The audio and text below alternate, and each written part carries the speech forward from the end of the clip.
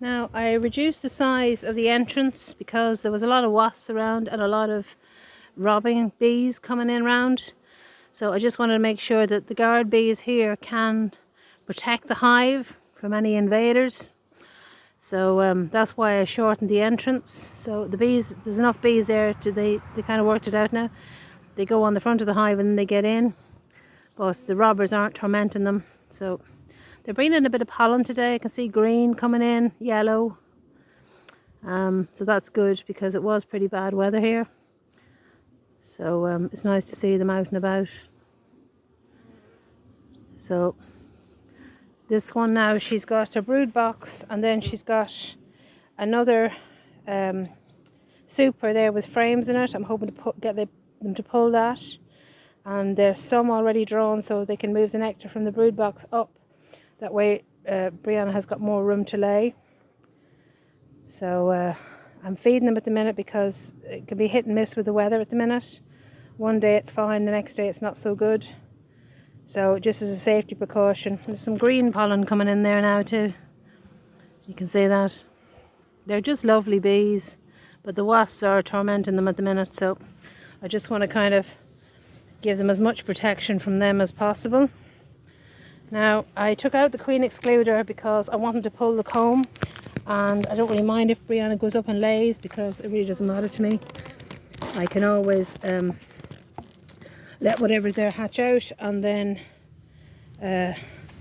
use the drawn comb. So I'm just going to pull out this. I want to see what's going on with this. There's just a thing. I just want to see if there's any.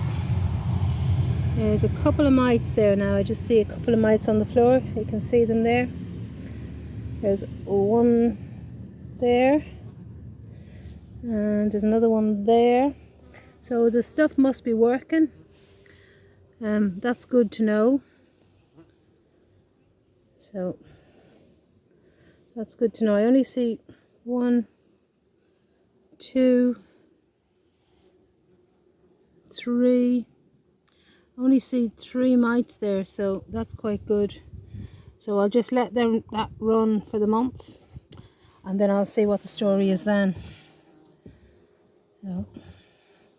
Now on Black Betty's hive, I had a solid floor, but I decided then that I would change it to a net floor. So that's what I've done. Now I've closed up their entrance as well because, as you can see, they were having torment by the wasps as well.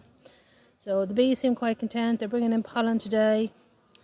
There's lots of activity around the hive. It's quite warm today in Ireland. So today I think it's the 25th of July. All the honey that I'm going to take off the hives is off. And these are just pulling some comb at the minute and doing whatever stores are doing for themselves. You can see the wasps are driving me crazy here. So we've got the wasps here doing this lovely mixture. So that's the one I emptied earlier on that was like that much full of wasps. I had to close over this because the bees, robin bees and wasps were trying to get into this little nook and they were tormenting the bees. So I got this piece of mesh. It's actually a bit of mesh for car repair, for isoponing, and I basically tacked it everywhere, and I had an opening at the top there, but then I had to close that one, and then I put it so there's just a little gap here on this side. Now the bees know where to get in and out. Hello, bee. You coming to say hello? Say hello. But the wasps don't seem to have mastered it, and the bees are able to defend it. Oh, there's a wasp gone in. I hope the bees get him. Hello, bee. So usually they run them out. So hello, baby. Usually they run them out fairly quick. So it's just, you can't make it 100% proof, but you can make it as close as we can. So where are you going?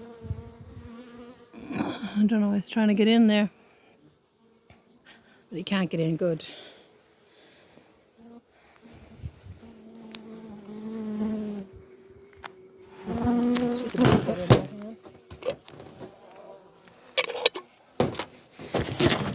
One silly bee got in the thing. I had to just let it out.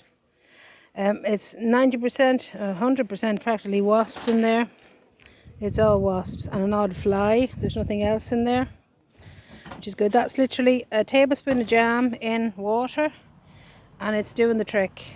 Now I did an experiment to see would